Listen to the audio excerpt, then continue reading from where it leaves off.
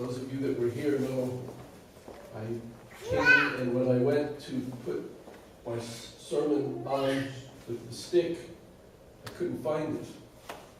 So I gave the sermon without, because the stick wasn't on the stick.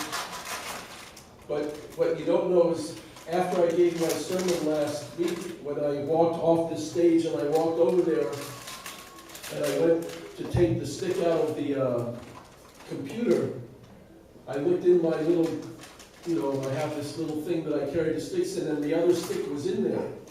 And it was right there. So immediately after I finished giving my service, I discovered that the stick and my sermon had been there the whole time. So of course some people made the comment, God wanted you to speak directly instead of using, and I thought it's truly, God works in very mysterious ways, because there was no reason for me to not find. And all I had to do was realize, I have two sticks. Look on the other stick. Remember, you put it on the other stick. But in the moment, because I was starting to think, I'm about to stand up in front of everybody. What am I going to say? Then my mind couldn't go back and solve the problem. Anyway, the point being, the most important thing for us is we really need to have a clear understanding of God. It's so important to understand the nature of God. Believing in God is completely unimportant in one sense. I believe in God. So people say, if you take a survey, 90% of the American people, believe in God. I mean, people who do evil things to each other, some of them have a very profound and very deep belief and faith in God. It's just that life is very difficult for them, and how to relate to God, or what is God doing. One of the things that I learned in the 40-day training, and we're going to go back to a little bit of what Reverend Ahn taught us in the 40-day training, is that we do need to understand the divine principle reasonably and logically, and there are certain points that will help us to understand our relationship with God. And especially, I'm going to bring this back to Foundation Day. Friday night, some of us were here, and we watched True Mother and the event that transpired in Korea. The Foundation Day 3rd year anniversary celebration and the blessing. And we have a connection, a deep connection to that. Blake and Kiva were there. They were even in the front row, and we could see them a couple of times.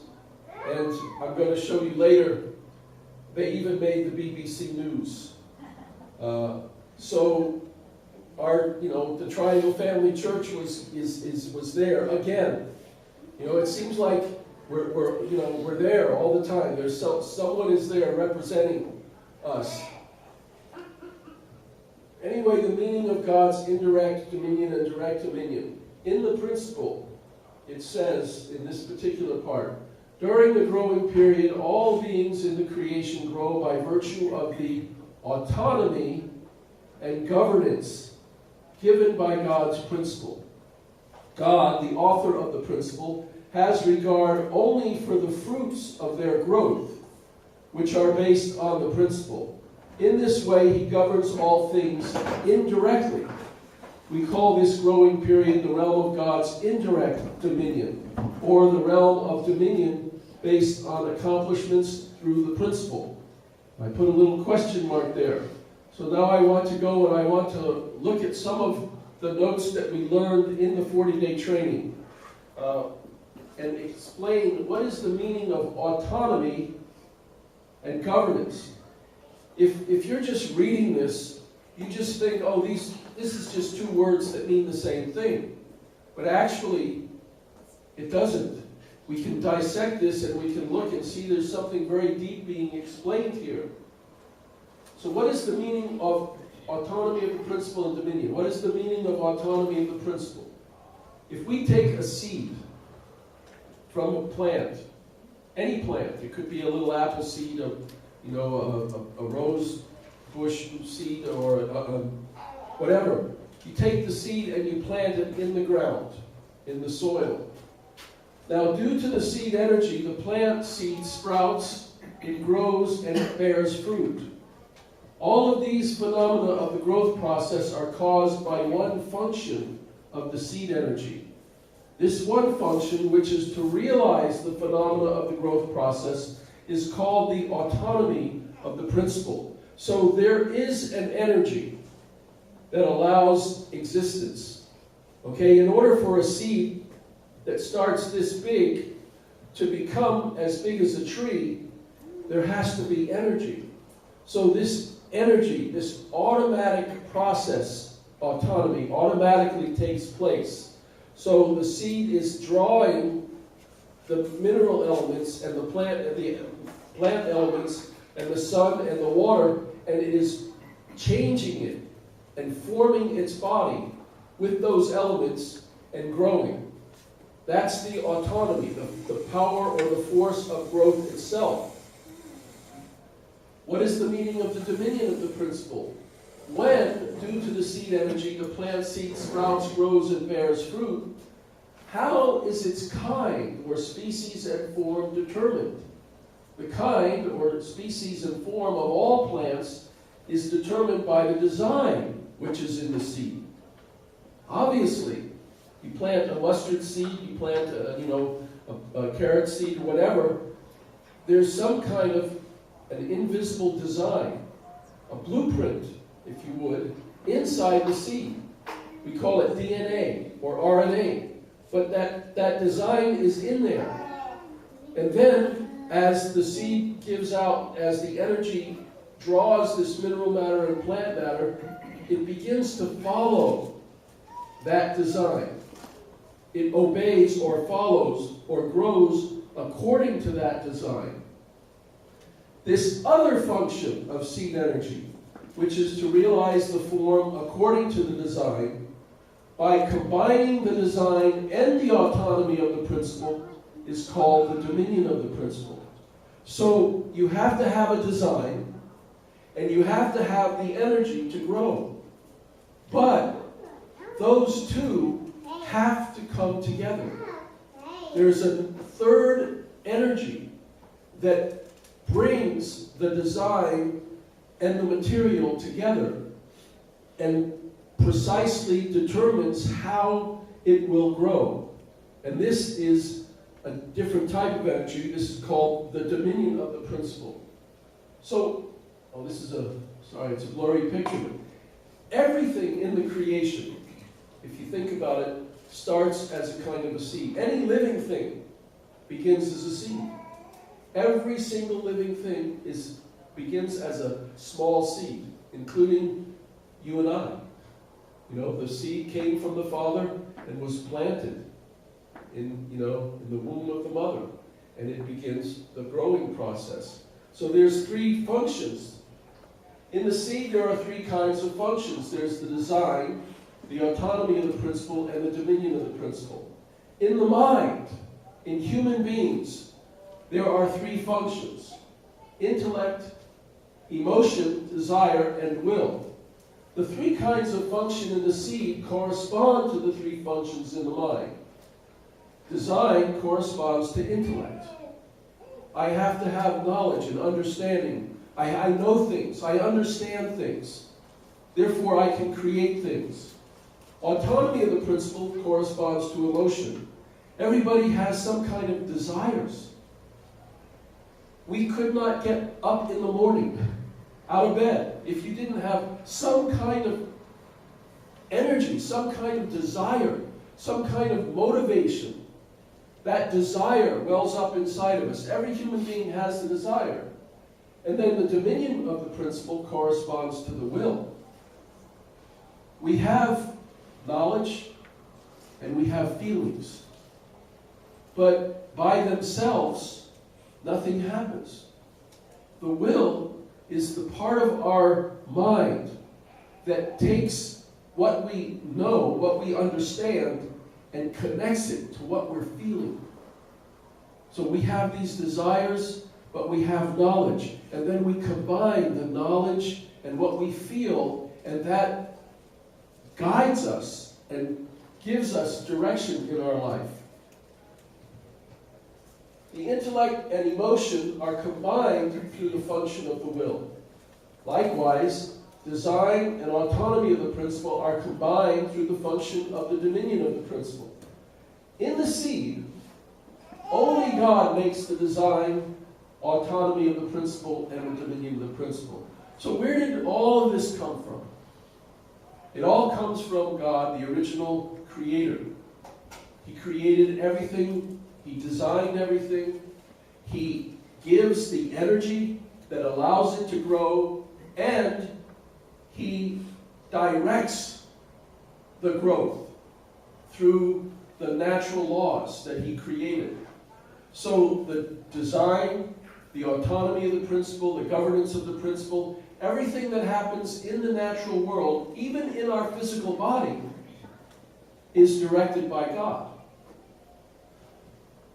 In the mind, God inspires the intellect through His Word, but man must choose to combine his intellect and his emotions, his desires, through the function of the will by fulfilling his own responsibility. This is where a human being is different than any other creation. In the mind, our intellect, our emotion, and our will, we have a choice. We are in a position where we are free to choose how to combine what we know with what we feel. And that is how we end up acting and living our entire lives, based on our knowledge and our feelings. And then we willfully and we determine the direction of our life. Because of the fall, both God and Satan make the design in the mind. Originally, when God first created us, there was no Satan, there was no lie, there was no false teaching that would interfere with or cause us to possibly act in the wrong way. And yet, we still had the growing period. So let's look at this diagram. In the seed, are these three functions. And God makes all of these three. And so automatically the creation follows. God's principles of creation, the laws of nature. And the design and the form come out, and only God makes the design and form, including our physical body, our biological self. Our physical body follows the laws of the natural world. There's not much you can do. You're not going to change you can't, if you're an American, you can't become Japanese.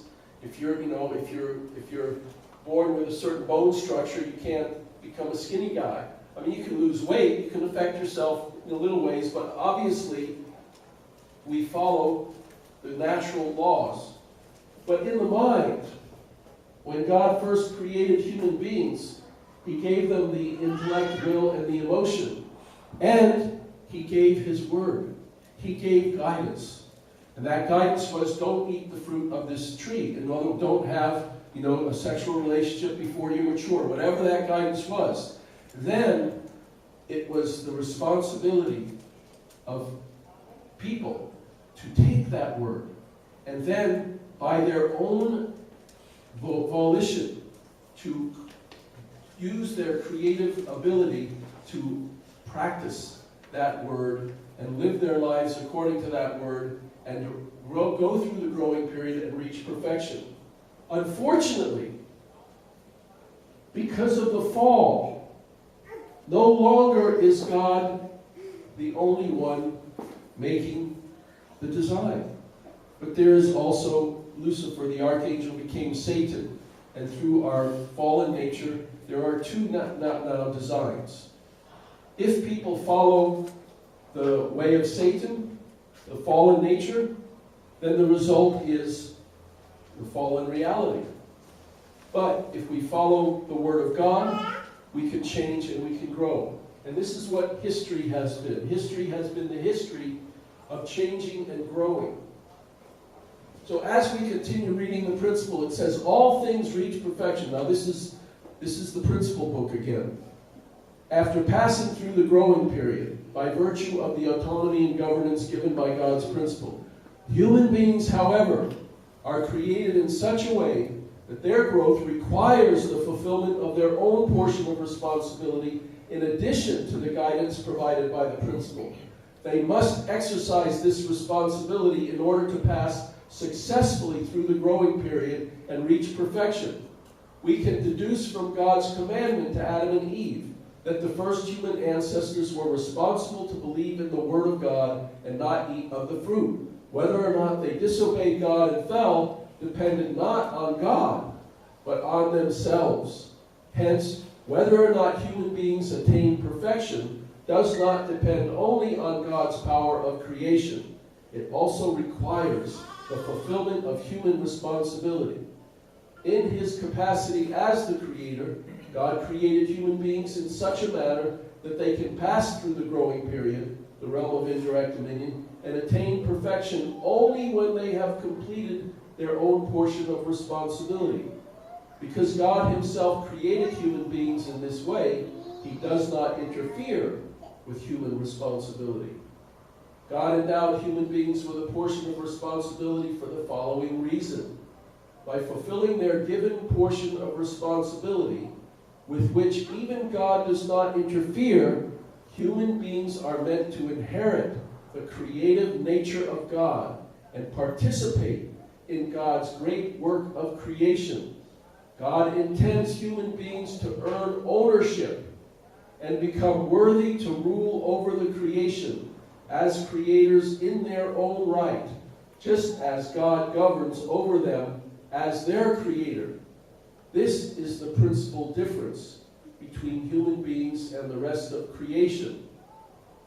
God wanted to be able for us to inherit the position of being completely free and completely liberated and completely having this sense of equal value, that we are co-creators, that God, even though God did so much and everything, we are still responsible and we are co-creators with God.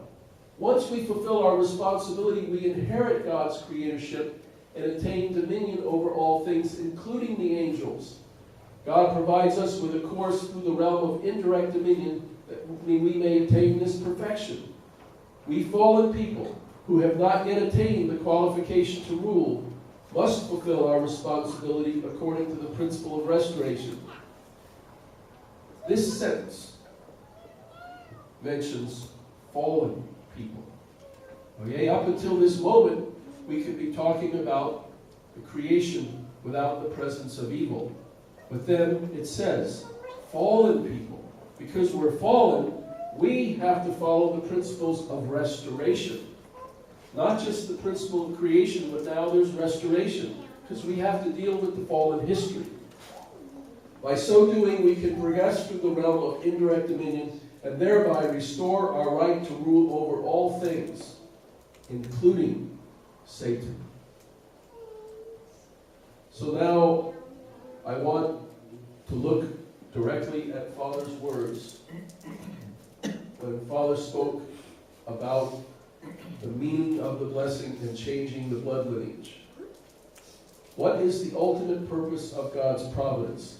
It is the completion of salvation, which means complete perfection. No one seeks incompleteness in anything. Human beings have fallen and have inherited a satanic blood lineage. Who is Satan? Satan is the enemy of God's love. Originally, God created Adam with the goal of making him the perfect substantial manifestation of God. Adam was to be God's substantial body. How? By going through this, by combining the intellect, the will, and the emotion, by following God's guidance, by fulfilling the purpose of creation, the three blessings.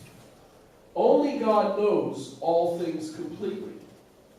Therefore, complete dominion is possible only by God.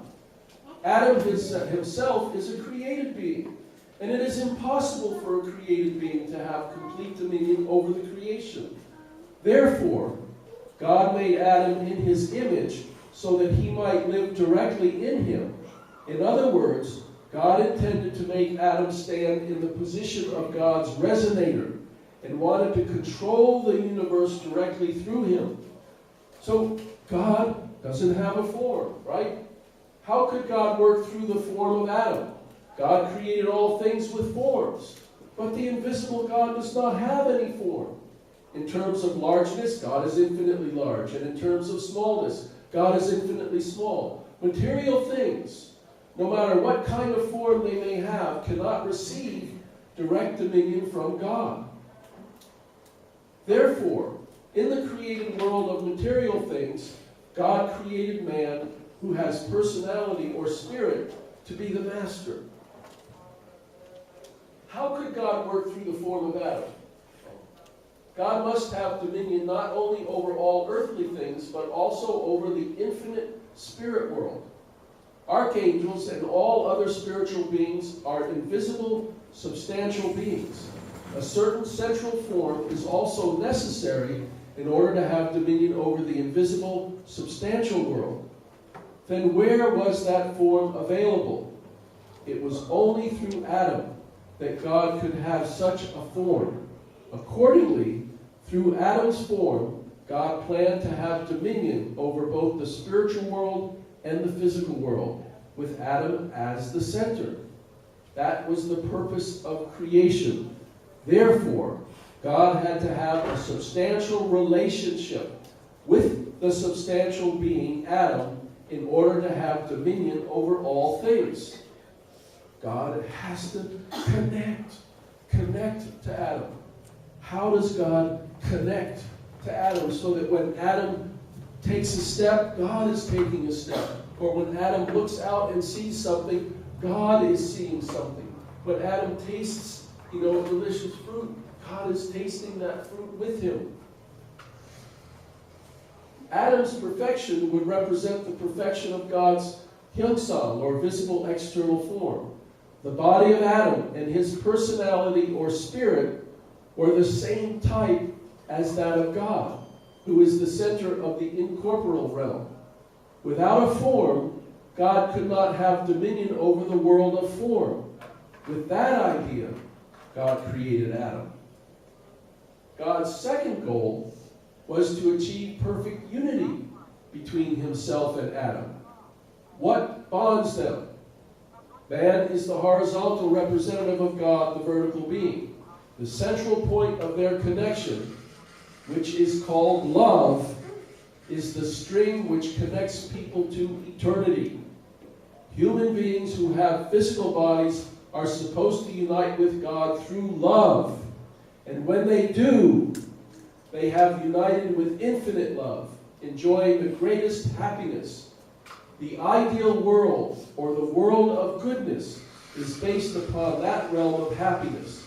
There you observe the world feeling total unity with God. Every week, I end up coming to the same point. How important love is. It's not about the money. It's not about the power. It's not about the structure. It's not about the teaching. It's not about the ideology. It's not about the religious traditions. It's not about any of those things. It's about your heart. It's about love. And it has to be true love. Because the way Satan influenced people, not only did he lie, God doesn't exist, God doesn't love you, God is only, he's going to use you, God is going to make you his slave, but if you follow my way, you'll be free, you'll know what God, lies, lies, lies. And then you start to guide your life according to the lie, and as time goes on, there's no God. There's no true love. And that's what happened to the world. The world fell. And so the history of God is the history of trying to restore love, which Father begins to explain. Mankind is longing for the original ideal of creation, a world of harmony. This desire is centered on love. Therefore, in order to fulfill it, you must live in an environment of love. You must feel and experience love throughout your life. It is God's purpose for man to become united with God through love. It is through love that God and man can become united. That is God's purpose of creation.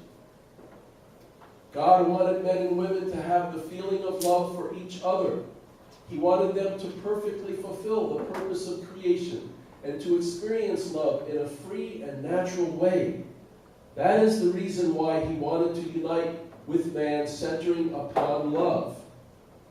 However, man took the opposite course through the fall, and the central point for connection was taken by the archangel. As a result, the whole universe became a mass of confusion. The central point, love, which should have been connected to God, was actually bound to Satan. The motivation for connection became opposite to God's motivation. Therefore, in man, the standard of the conscience and the standard of the flesh are opposed to each other. People have related to each other, centered upon Satan's love, not God's love. That is, in a nutshell, the simplest explanation of all of the history of fallen mankind, is that we don't understand the true nature of love. 2,000 years ago when Jesus came, he was a person who truly was connected to the love of God. He knew, God is my Father. I am his son. And he lived his life and his relationship with the people around him. He loved them. He had compassion for them. It didn't matter if they were the Roman soldiers, if they were the harlots, if they were the prostitutes, the tax collectors, his own family, strangers. It didn't matter because he felt the compassion and the love of God. And he wanted so much for other people to inherit that, to learn that. But there's only one way that can be done. For that reason, mankind has been suffering through 6,000 biblical years up until now in order to be liberated from the bondage of Satan's love. God has been prevented from entering the inner mind of people directly to recover the necessary central point. So he has had to adopt an indirect method to penetrate their conscience. In history, therefore, God sent prophets, saints, and sages, hoping that through them fallen man would receive his love and truth. The process began. God inspired Cain and Abel. God inspired Noah. God guided Abraham, Isaac, Jacob. God guided those people. Even though they didn't fully know what they were doing, they heard the voice of God, or they felt, I've got to do this, I've got to do that. And that's how God began the process of restoring love. That has been the history of restoration up until now. God's providence has centered on the recovery of love. Its goal is to restore people whose conscience is indwelt by God. It aims at unity through God's love. Unity with God's love. God created the sphere of the chosen nation of Israel, and through 4,000 years of biblical history, he guided the chosen people. He then taught them to expect the Messiah, centering upon their faith, Judaism, which was in the position of Abel to the nation of Israel. Together, the nation and Judaism were to erect the foundation of faith and the foundation of substance. If unity had been made on the national level, based upon the foundation of faith and the foundation of substance, then the foundation for the Messiah would have been completed naturally. God suffered greatly for 4,000 years, hoping that the foundation would be laid. The chosen people of Israel, too, were seeking the national foundation. Yet, from the principled point of view, God had to send Jesus to the earth when the time was right, even if the foundation was not completed. If Judaism and Israel had become one, Jesus could have taken the position of true parents, because he would have stood upon the substantial foundation for the Messiah. Since he could not take the position of true parents, he could not accomplish the change of blood lineage, centering upon new love. That is the principal explanation. He couldn't change the blood lineage. Then why do we need the Messiah? What is his purpose? He comes for the purpose of salvation. In order to be saved, man must go back to the point which connects us to God's love. How are we to accomplish that? People have inherited. We're born with. We come from the fallen history. We inherited it. We are owned by it. The satanic blood, and it becomes substantial beings who have nothing to do with God's blood lineage.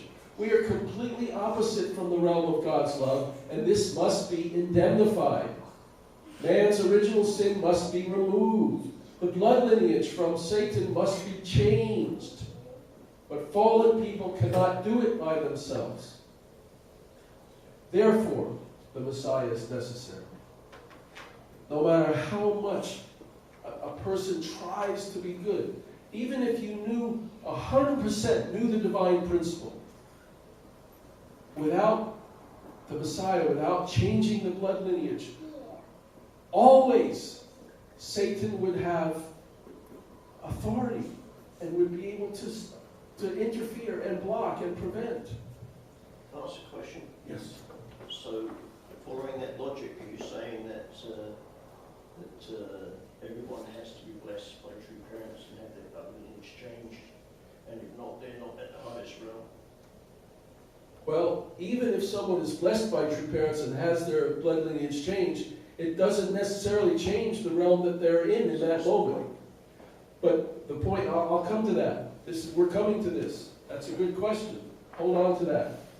Who has to do the work of eliminating the satanic blood lineage deep within man, which was inherited through generation after generation? If there is anybody who can do that, it is the true parents. True parents must become one with the love of God, establish a good reciprocal standard with him, and love the world as if it is theirs. Not just as if it is theirs. They have to, instead of Satan loving the world and claiming it as his, true parents must love the world and claim it as theirs. And bring it back to God. Otherwise, it is absolutely impossible to remove fallen nature and original sin. Therefore, parents of evil and parents of goodness have to struggle and compete with each other for love. But the love of the true parents will endure. Satanic love will be removed from man. The blood lineage will be changed. Now, you bring up exactly the most central and crucial and most important question. According to our teaching, absolutely, everybody needs the true parents. Without the true parents, the lineage cannot change. It's impossible.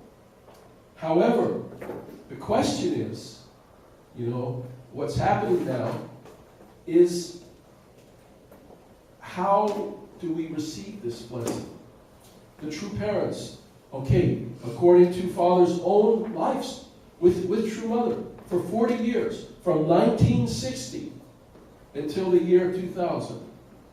Or from the proclamation of God's Day, 1968, until 40 years, 2008, true parents, first of all, they restored the foundation that was lost so that they could survive and exist as true parents. Jesus was killed. True parents were not killed. Even though the majority of the world has no interest in true parents, it doesn't change the reality that true parents have lived a full and complete life on this earth, and they blessed 36 couples, 72 couples, all the way into the millions of couples. Father himself said at one point, he blessed 360 million couples. Then he said at another time, we've blessed 400 million couples. Then Father talked about blessing in the spirit world. Father and Mother together did this. So, what Vince is talking about, what Vince is asking, is the most crucial thing that we have to pray about and understand. God has blessed this world already.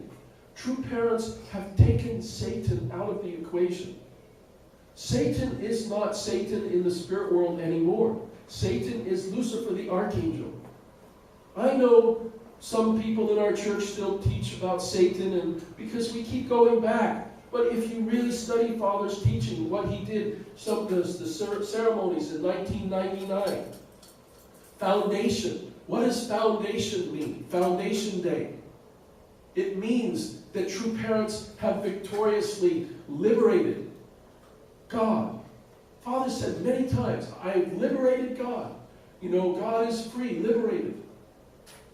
Okay, then we look around. We see people doing terrible things to each other. That is not the same as the fall.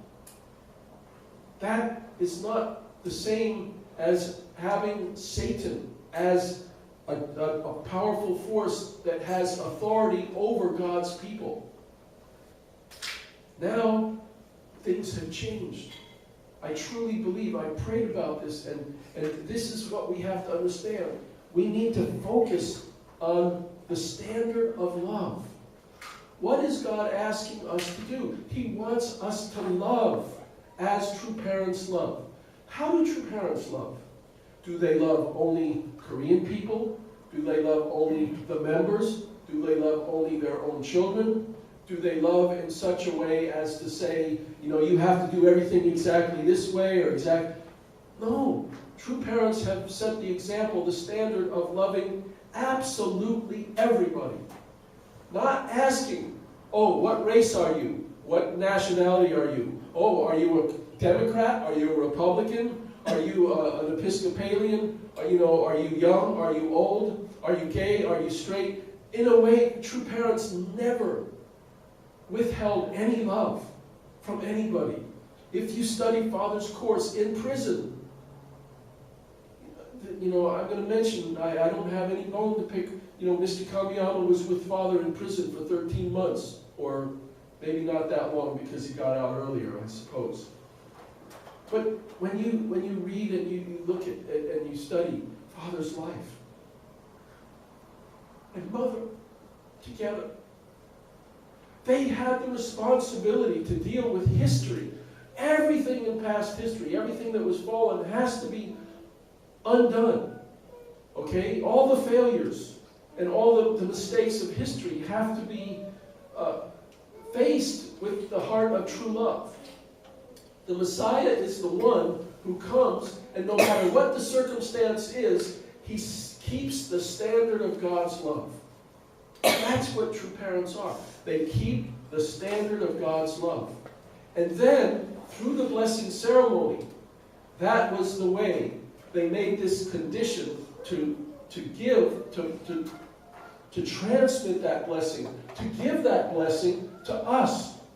So that anybody who is a blessed couple, anybody that receives that blessing, is in the position now to be under the dominion of God. And that means our children and our grandchildren. Absolutely. No question. We shouldn't doubt that for a moment. And we shouldn't doubt the authority of the blessing that true parents gave. And they gave it to millions and millions of people. And I'm still praying about this, about the real meaning of Foundation Day. Teresa. I'm sorry, what was Vince's question? Well, the question is, Vince is concerned that we are creating a group that is also exclusive. saying that if you aren't blessed like us, then you're not going to go to heaven like us, right? That's kind of What's the ultimate? ultimate. But what I'm trying to explain is that God has already blessed the world with the true parents. And the standard of true love is here, now. It's here. What remains is for each of us to recognize that this is the standard and make an effort to live our lives according to that standard. And to the extent that we do that, we grow and we become people of true love. And when we become people of true love, then we become friendly, we become tolerable, we become, we'll be people who other people don't mind being around, okay? Don't mind being in the room with.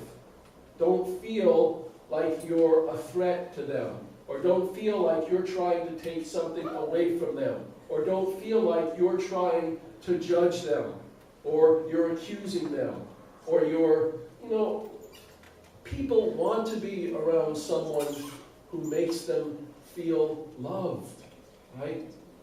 People want to be around love. And I believe what true parents really, the essential core teaching of true father and true mother is, they've always told us, love people. Love. Yes, we had to follow a very strict tradition and standard because of the fall. We had to go through the restoration through indemnity. And it was a step-by-step, stage-by-stage process. But that process is finished. The time has come for us to give the blessing. Is there any Christian church out there that doesn't emphasize love? They all emphasize love. But are they capable of transcending their own doctrines? Are they capable of transcending their own religious teaching for love? Or do they ultimately come against this wall that says, yes, I love you unconditionally, but if you don't accept Jesus, someday you're going to go to hell forever? They don't have to say it, and I'm not saying that, but there is this barrier. There's a barrier. That's why we say true love. You have the truth without the truth. If a person can't identify where evil came from, that I am not evil, the government is not evil, people are not evil, Satan was evil, but even Satan was originally created by God for a good purpose. And even Satan, with enough love and with enough forgiveness, even Satan can change and go back to becoming God's friend again. The Lucifer, the archangel. That is different. It's different than any religion. Religions are fighting with each other right now. Then we have our own movement. With each other. Huh? We're not fighting with each other. Yes, we are. I'm about to say, we. So what does God want from us right now? What does God want from us, you and me, sitting in this room, concerning Kyungchnim or Kuchnim or whoever, or Inchnim? What does God want from us concerning them? If one of them is standing up and speaking out and saying, mean and nasty things about his mother or whatever, then what should our response be? What should we do? Ignore it? Yeah. Part of it is, how does a parent, when a child is angry and resentful and going through something where they're really, upset or uptight or wrong or mean or nasty, whatever it is, what do parents do? What do they do? Sometimes there's nothing they can do. But wait. Our true parents never stop loving. True parents will never, ever cut that person off. True parents will simply, okay, all right, let it go, let it be. That's how God has always been. God has never, ever had his way. God's standard of love is so beautiful and wonderful, but God has never experienced that standard. He's always had to settle for the lesser love. But that's okay. God understood. He's the parent.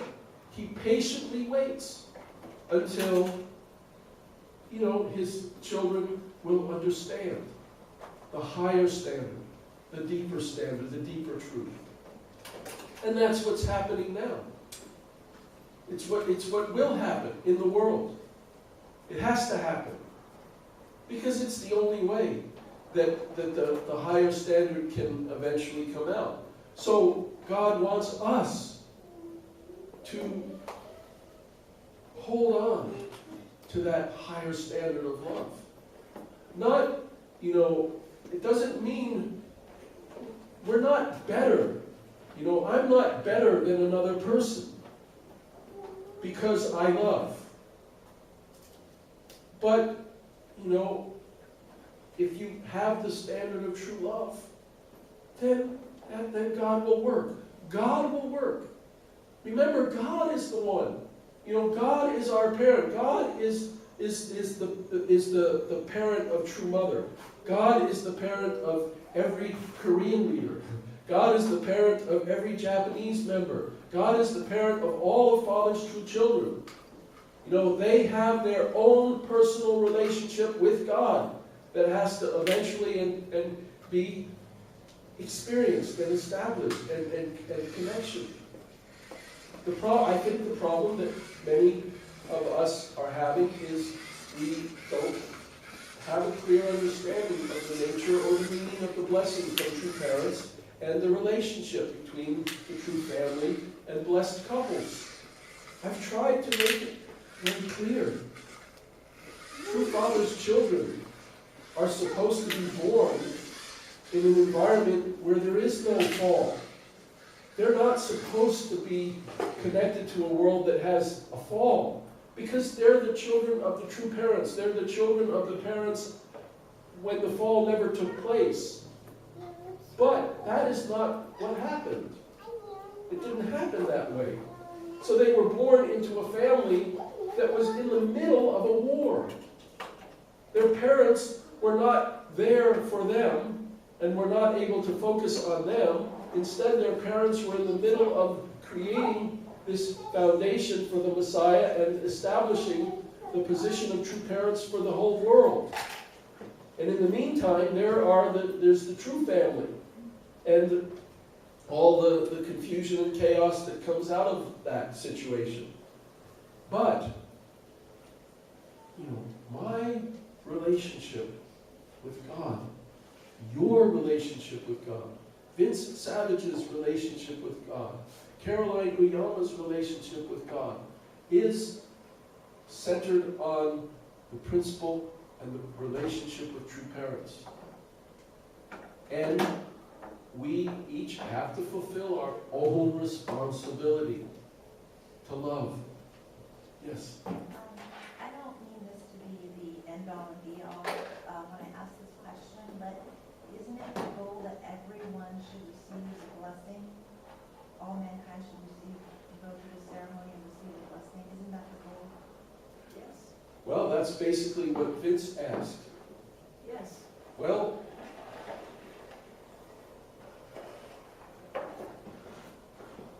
but what about all of these millions of people who have already received the blessing?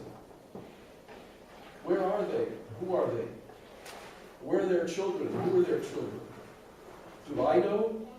Do you know? Again, I'm not saying it's the end-all. No, I'm saying that I'm not, what I'm saying is, I can't quite get my mind around the fact that true parents have proclaimed that they have blessed millions and millions of people already. In 1997, Farrakhan and so many different people and so many representatives of so many churches were there.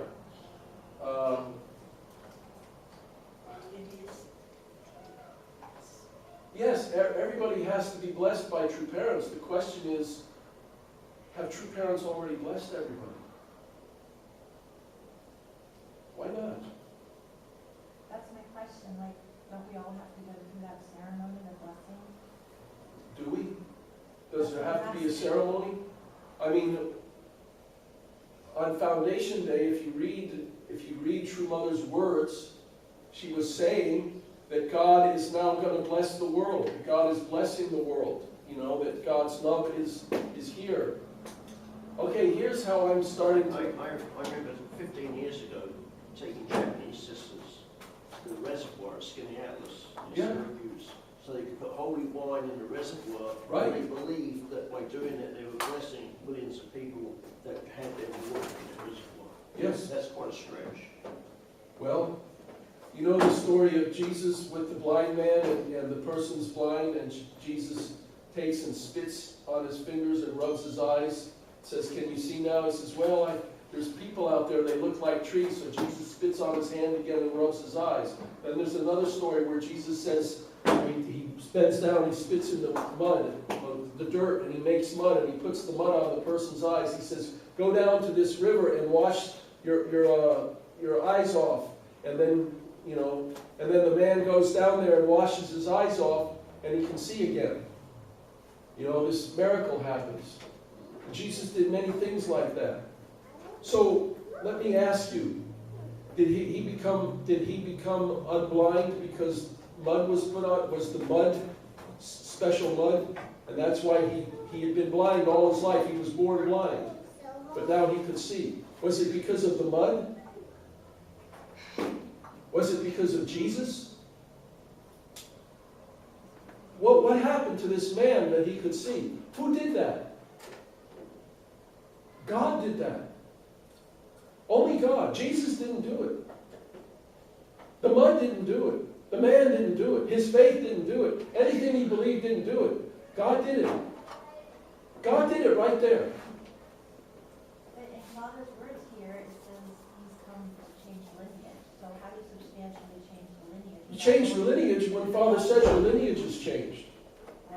If true parents say your lineage is changed, then your lineage is changed. But through the blessing. Through the blessing. That is the blessing. No, I mean like drinking the holy wine, taking in a Well, It's a question, I'm not. I know, and what I'm trying to say to you is I'm beginning to come to the conclusion and the understanding that nobody has to do anything to receive the blessing. If true parents want to give the blessing is giving. Look at the people that came, these millions of couples. What did they do to receive the blessing? The simplest of, you know what, they showed up, they nodded their head, they said yes. But is that what really changed their lineage? What really changed their lineage? That's the beginning. Of course, they work after that, but that's the beginning. So either you're under the dominion of Satan or you're under the dominion of God. There is no in between. You can't, the principle from the very beginning, it says nobody can serve two masters. It says the evil has to be divided. There has to be good, and you're either under God's authority or you're not. Now that doesn't mean you have to separate behavior. I can be the most selfish, angry, resentful, ugly person and treat people like crap. But that doesn't mean I'm not God's son. It means I'm God's son who's really behaving badly. But I'm still God's son. And who has the ultimate responsibility for my life? It's God, not Satan. To me, that is what true parents changed. They changed the fact that there is no longer Satan, that God is in control. So God can come into the mind and the heart of every single person. I believe that. Are you saying that the holy water ceremony is no longer necessary? I don't know. All I can say is I don't know. I can say this, and this addresses exactly what Vince is talking about. How are we going to relate to other people? Are we going to relate to other people as if we are better than them because we're blessed? Or are we going to relate to people as if they are as precious and as valuable and as special as if they were Father's own son or daughter? What does Father teach? How did Father relate to people? Father never related to people in any way except to love them and to be a buddy and a friend to them. That's our challenge. Our challenge is to love the people as if everyone is blessed. Why not? Why not? Because we don't, we have fallen nature and we can't, Okay, you know. but then that's because of our fallen nature. So our challenge is to overcome our fallen nature so that we can love them in this way. Because that's how true parents love them. It seems to me like every time True Mother speaks, and when True Mother is talking, she is telling us to go out and to love everybody. You know, tribal messiahship means to love everybody. And yes, that should include educating, explaining to people about God. How much God loves you. How much God loves you. That is the greatest pain that God experiences, is when he sees a person and he realizes that person doesn't understand how much I love them. That's why people suffer, because they don't understand how loved they are. And that, to me, is what true parents came to liberate us from. That darkness. Yes, we have fallen nature. You know, someone comes up to you and starts calling you mean names or whatever, or accusing you of something. Yeah, of course, you might respond in a heavenly way, or, you know, your anger and resentment might get the best of you, and when they turn around, when no one, you know, when they're not looking, you know, you spit in their soup, or, you know, do something stupid, or you end up turning around and going and talking to someone else and complaining to someone else about them. You know, instead of kind of absorbing the way they treated you. Yeah, of course, you know, we still have to grow up and learn to love as true parents love.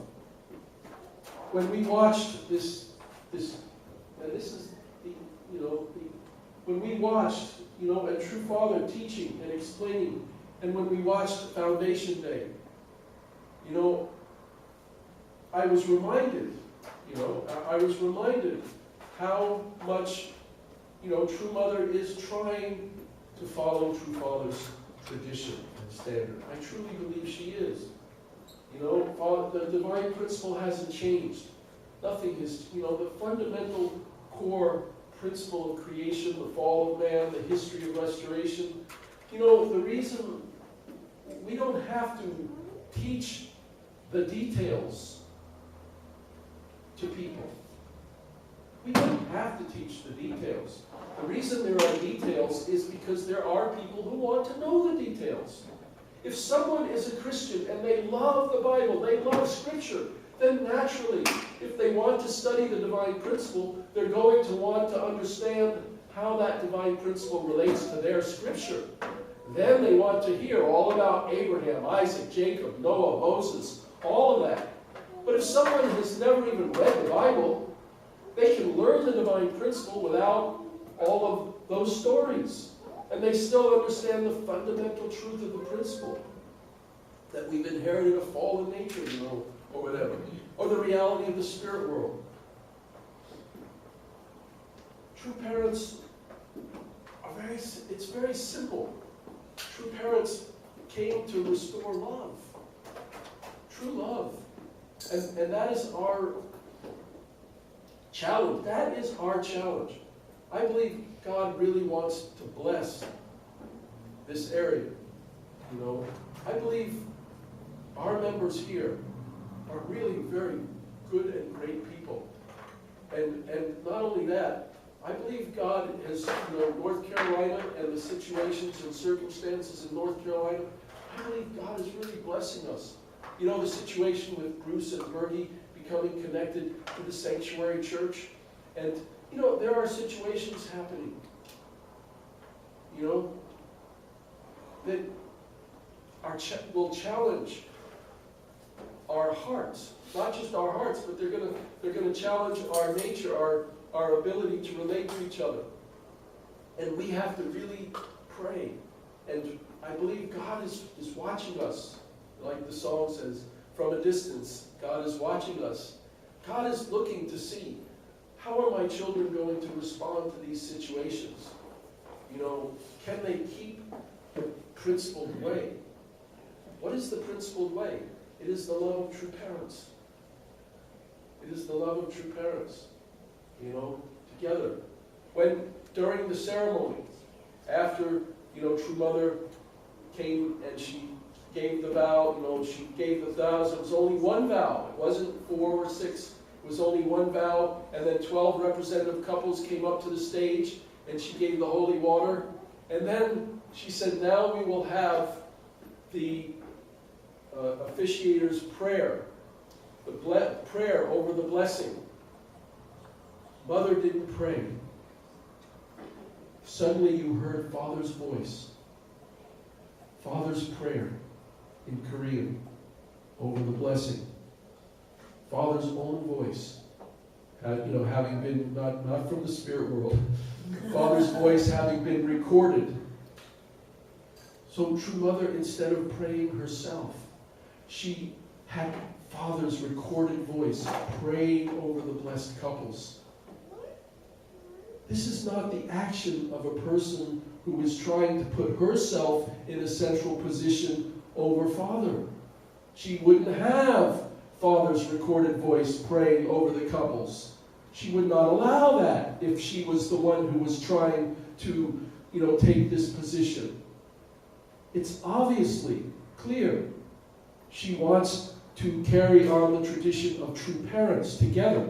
And then we saw a video. They showed a video of, True Mother for the last several years. And it shows her, with pictures of Father and images of Father. And she's thinking about Father and praying about Father and going, driving down the bus, going through America. And in the window you see the image of True Father smiling.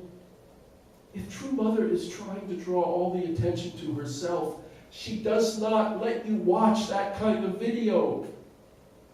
Do you understand? It's very simple. True Mother and True Father together are the true parents. And they are victorious. And all that remains, honestly, is for us to take the blessing and give the blessing to people. Love all mankind. Love everyone throughout the world. Forgive, love, unite. So, I do not, I don't want to stand up here and be a heretic and pretend that I know things that I don't know, or I am not clear. The whole thing about the blessing and is still unclear. But it seems to me that the best course of action for any of us to take, if in doubt, if we're not sure, if we're not clear, love, forgive, love, unite. Do something to make a condition to unite with a person instead of dividing. Forgive the person instead of accusing.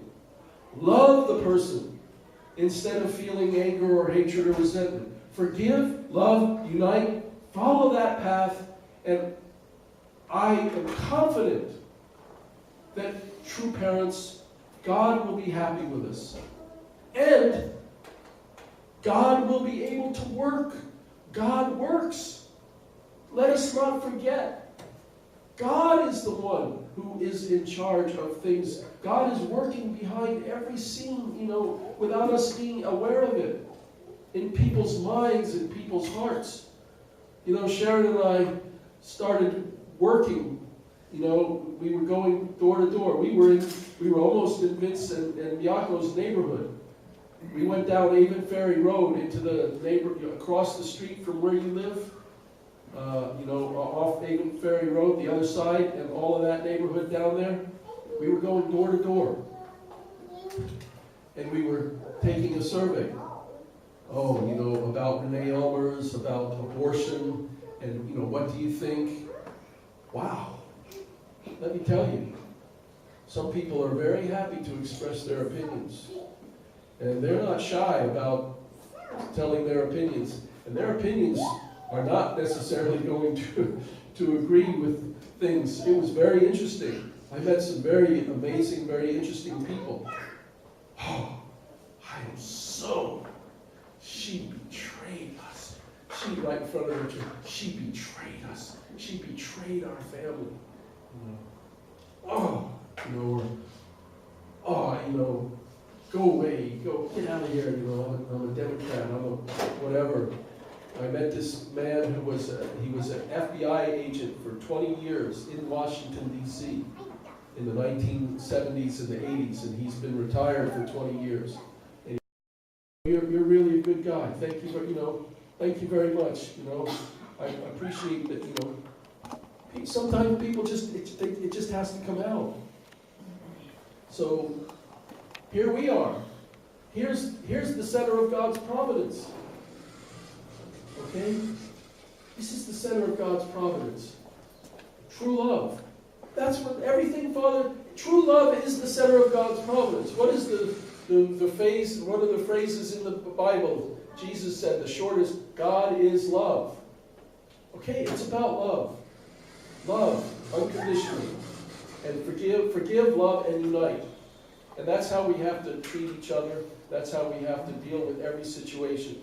Now, again, one of the reasons I explained, we need to, you know, I believe it's good. If you want to go to, I think you should go to Pennsylvania. Visit. Go ahead, go. Visit.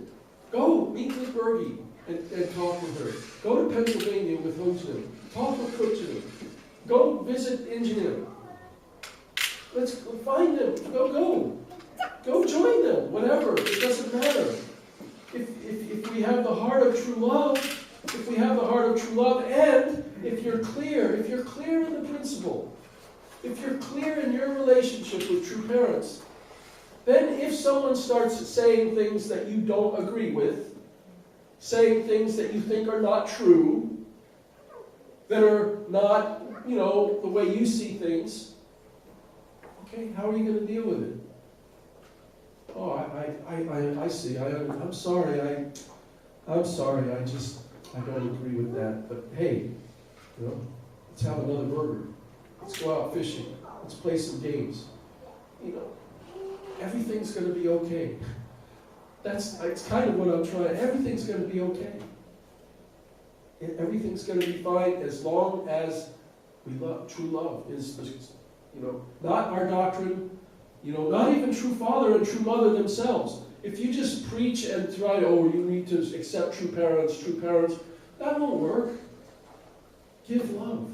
Love. And let people be attracted to you because of love, and then they'll naturally ask questions. Okay, let me say a brief prayer, and then I want to show a video. Heavenly Parent God, I really know that true parents really love us, and that you are the true parent of mankind. And true parents' position was to create a way for your love to come to this earth. They had to indemnify the history of the fall. They had to struggle with and wrestle with Satan and create a condition so that Satan could go back to being Lucifer the archangel. I believe with all my heart that they actually did this, that this is the truth, this is reality. They are the true parents of mankind. and they accomplish their responsibility as a restored Adam and a restored Eve. And through the blessing ceremony, they changed our lineage. And they gave this blessing away freely to millions and millions and millions of people all throughout the world. And I pray now for those millions and millions of people that they can wake up and they can day by day discover the standard of true love and begin to live their lives according to the standard of true love. Help us as Central Blessed families to embody that true love in such a way that we can give it to other people and share it with other people. Help us, Father, to not be fooled by misconceptions or wrong teachings. Help us to not forget the long history of restoration through indemnity and how much our true parents together, hand in hand, from the 1960s and the 1970s and the 1980s and the 1990s, hand in hand, they went this course until they could pray and proclaim victory after victory after victory. And we followed them and went this way with them. Heavenly Father, please bless each one of us here. Bless all the members. Any person that even joined and was blessed by true parents or connected to our movement, even for a few months, they contributed. They tried, Father. Bless them and bless their families and their children and their grandchildren. Just help us to create an environment of true love. Thank you, Father, for these words. Thank you for this day and for Foundation Day and for true parents. And we just pray you'll be with, especially with True Mother. She has such a burden to lead this movement in such a time when so many people are so unsure and so unclear. Help us to have the right heart. Just help us to have a heavenly heart. Thank you. I pray these things and report this in our names, John and Sharon Case. Bless such a family. Amen. Aju. 3,000 couples at the Korean headquarters of the Unification Church. It's the BBC. Thousands more on a video link. All blessed by the widow of the Reverend Moon, the founder whose name became the church's unofficial title, the Moonies. This couple have only spent 4 weeks together. He's from the US, she's from Austria. Completely different backgrounds brought together by the church. It's a commitment. We're doing a commitment for the rest of our lives. And yeah, it's a very big day for us. We're very happy. You're from Austria and you're from New Jersey in the United States. Where are you going to live? What's going to happen? Well, I'm planning to live in New Jersey. And I don't mind going to Austria. Some of these couples have only known each other for a few weeks. They seem like strangers. But if you say to them, you hardly know each other, they say, arranged marriages work for our parents and they'll work for us. But love does shine out. The church believes marriage and family could be the foundation of world peace. Some say the church is a cult. Its members say they're united by true faith and a force for good. Stephen Evans, BBC News, South Korea.